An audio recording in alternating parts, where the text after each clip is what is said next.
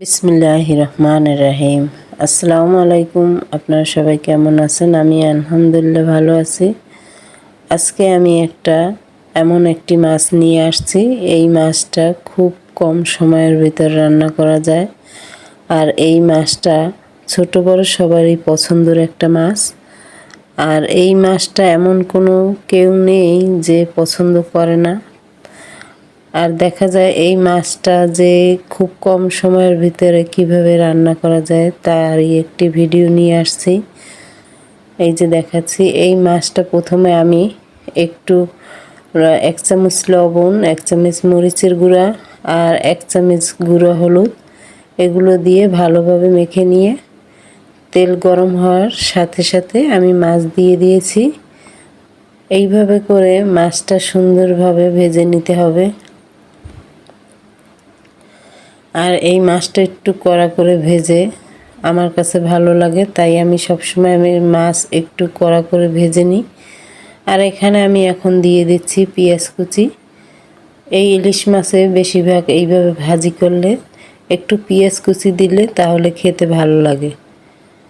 তবে আমি এর ভিতর পেঁয়াজ কুচির ভিতর আমি একটু বাটা পেঁয়াজ দিই, কারণ তাহলে একটু মশলাটা একটু ঘন ঘন হবে এর জন্য। আর এখানে এখন আমি দিয়ে দিচ্ছি 1.5 চামচ গুঁড়া মরিচ, 1 চামচ হলুদের গুঁড়া এইগুলো দিয়ে আর লবণ হালকা একটু দিয়ে এই মাছের পাশে মাঝখানেই দেখেন কত সুন্দরভাবে আমি এগুলো ভেজে নিচ্ছি। আর এখানে এখন আমি একটু বাটা পেঁয়াজ দিয়েছি, তাহলে একটু মশলাটা বেশি হবে, যেহেতু আমি পোলাও দিয়ে খাবো।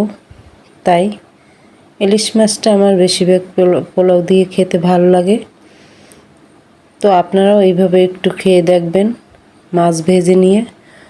অনেকে ভাপা ইলিশ পোলাও এর ভিতর দেয়, পোলাওর ভিতরে ইলিশ মাছটা দিয়ে ভাপে দিয়ে রান্না করে, তো ওইটা খেতে আমার কাছে ভালো লাগে না। আমার কাছে এইভাবে ইলিশ মাছ ভেজে নিয়ে খেতে খুব ভালো লাগে। আর এইভাবে এই মাছটা খুব কম সময়ের ভিতরে ভাজা যায়। তো আপনারাও এইটা খুব সময় কম থাকলে এইভাবে ভেজে নিয়ে খেয়ে দেখবেন। আমার এই ভিডিওটা ভালো লাগলে লাইক কমেন্ট করবেন, সাবস্ক্রাইব করে দিবেন, তাহলে আমার ভালো লাগে।